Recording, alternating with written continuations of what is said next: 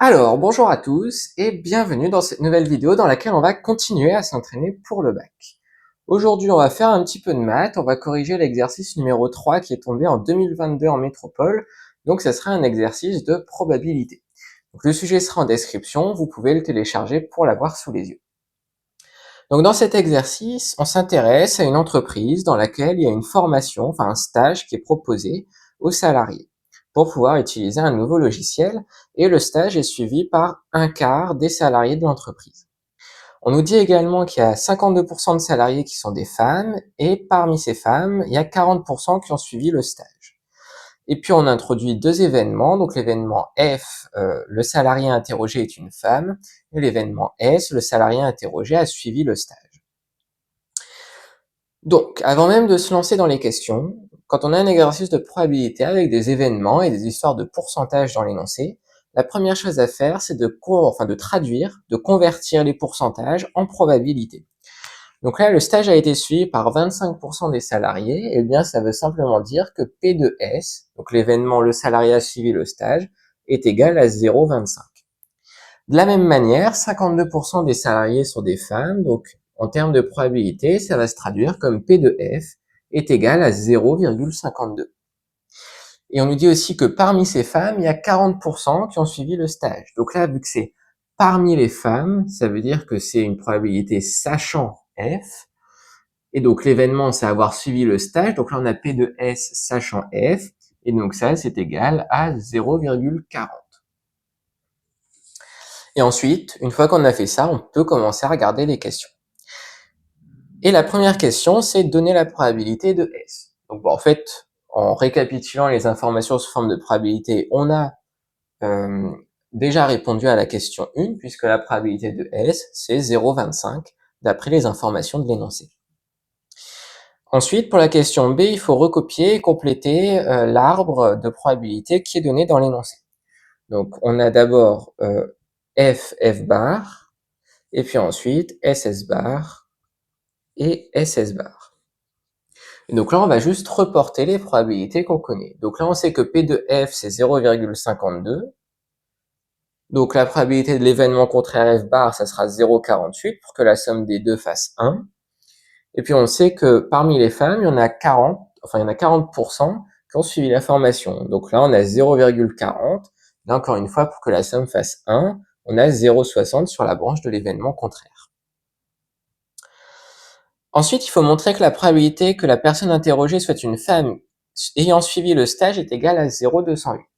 Donc là, on veut que ce soit une femme et qu'elle ait suivi le stage. Donc on veut calculer la probabilité de l'événement P de F inter S.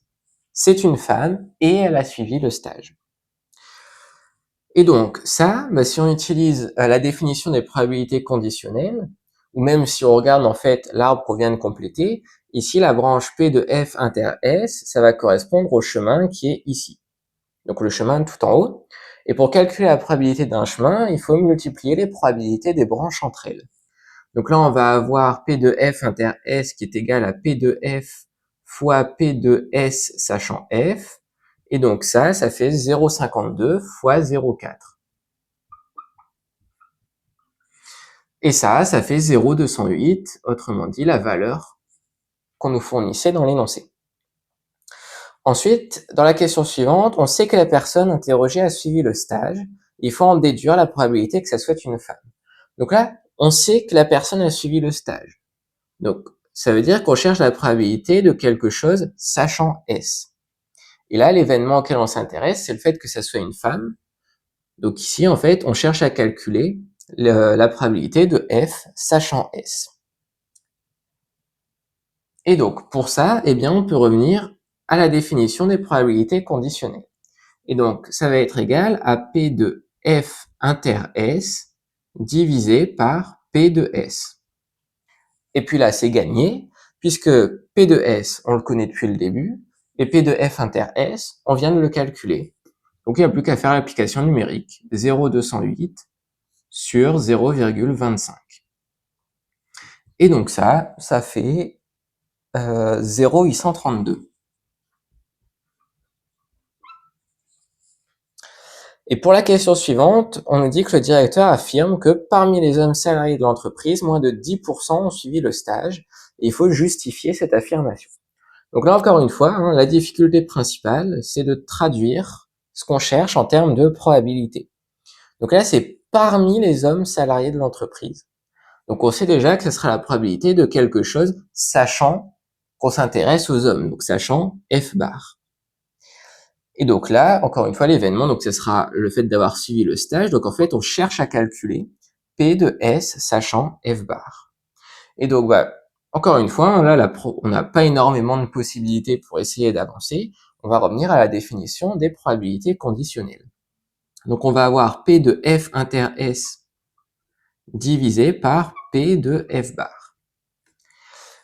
Et donc là, P de F bar, on l'a pas. Enfin, on l'a pas directement. Mais on a P de F. Enfin, on l'a écrit ici. Donc P de F bar, en fait, on peut trouver que c'est 0,48. Donc P de F bar, on l'a. P de F bar inter S, on l'a pas. Donc on peut essayer de le réécrire autrement. Donc ça, on peut aussi dire que c'est égal à P de S fois P de F bar sachant S, donc divisé par 1 moins P de F. Donc là, maintenant, P de S, on l'a, donc c'est bien. Par contre, P de F bar sachant S, on l'a pas.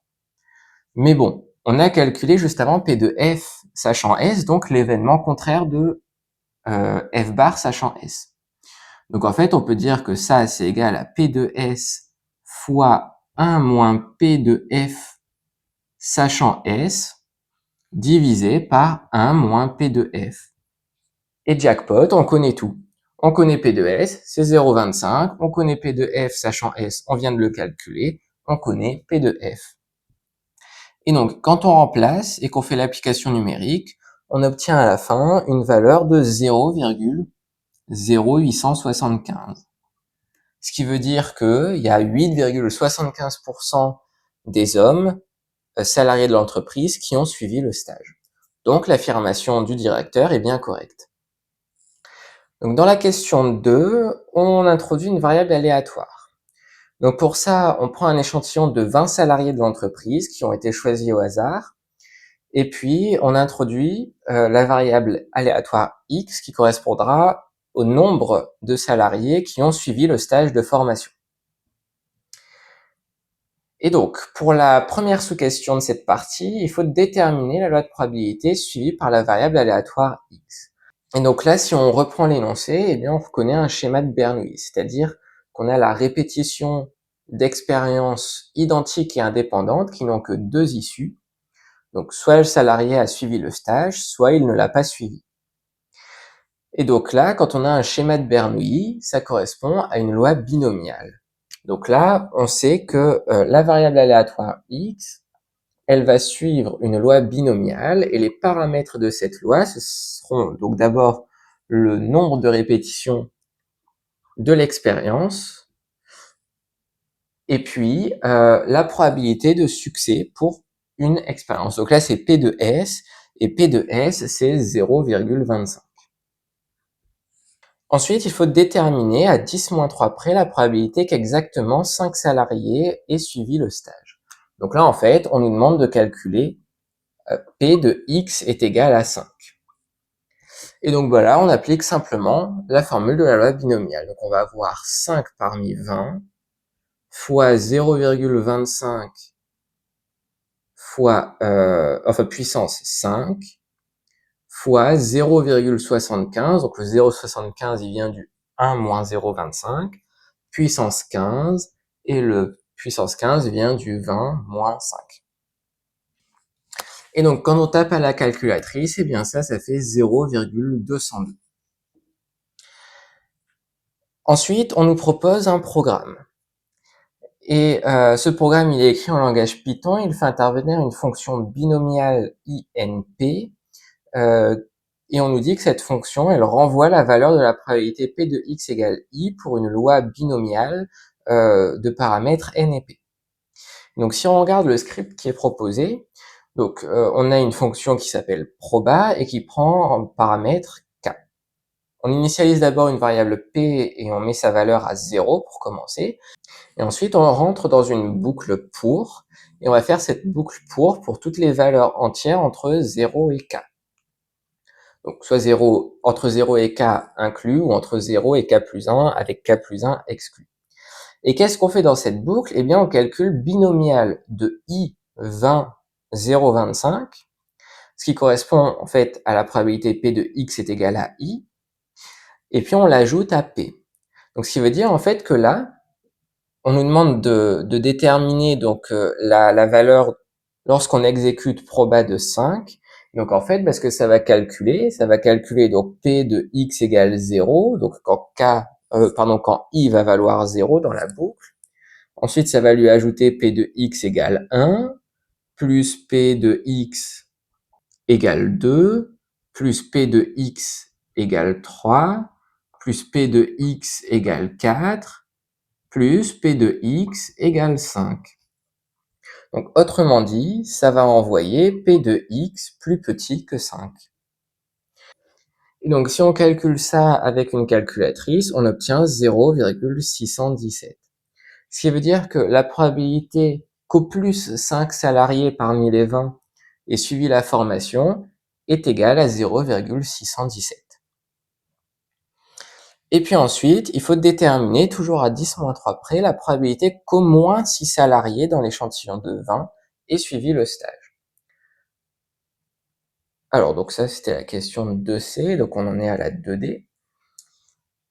Et donc, là, maintenant, on cherche la probabilité que x soit plus grand que 6. Et donc là, on pourrait calculer p de x égale 6, 7, 8, 9, jusqu'à 20, et tout additionner. Ça serait long, laborieux, pénible, fatigant, désagréable. Bon, je vais m'arrêter là pour les synonymes. Mais bon, quelque chose qui est beaucoup plus agréable et qui prend beaucoup moins de temps, c'est de passer par l'événement contraire. Puisqu'en fait, p de x plus petit que 5 et p de x plus grand que 6, c'est des événements contraires. Donc on peut dire que la probabilité que x soit plus grand que 6, eh bien c'est égal à 1 moins p de x plus petit que 5. Et donc ça, ça fait 1 moins 0,617, ce qui fait 0,383. Et donc pour la dernière question de cet exercice, on dit que pour inciter les salariés à suivre la formation, l'entreprise décide d'augmenter les salaires des salariés qui ont suivi le stage de 5% contre une augmentation de seulement 2% pour les salariés qui n'ont pas suivi le stage.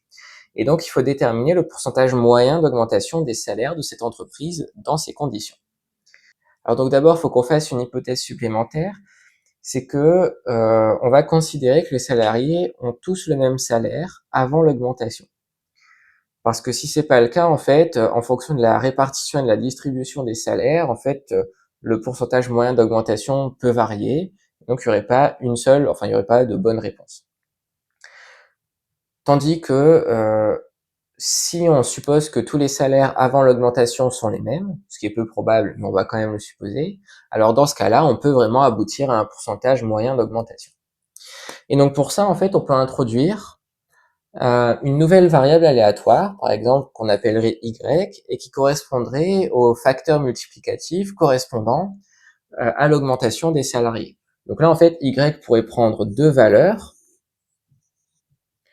donc 1,02 pour ceux qui auront une augmentation de 2%, et 1,05 pour ceux qui auront une augmentation de 5%. Et maintenant, il faut déterminer les probabilités associées à ces valeurs de y. Et donc là, il faut se souvenir que la probabilité de suivre le stage, c'est de 0,25. Donc autrement dit, la probabilité d'être augmenté de 5%, donc d'un facteur 1,05, c'est 0,25. Et donc ici, on a 0,75, le complémentaire par rapport à 1. Et maintenant, pour trouver le pourcentage moyen d'augmentation, eh bien, on peut calculer l'espérance de y. Et donc, l'espérance de y, ça va être égal donc à 1,02 fois la probabilité que y soit égal à 1,02 plus 1,05 fois la probabilité que y soit égal à 1,05. Autrement dit, 1,02 fois 0,75 plus 1,05 fois 0,25 Et quand on tape ça à la calculatrice, on tombe sur 1,0275. Donc, ce qui correspond à un pourcentage moyen d'augmentation de 2,75%.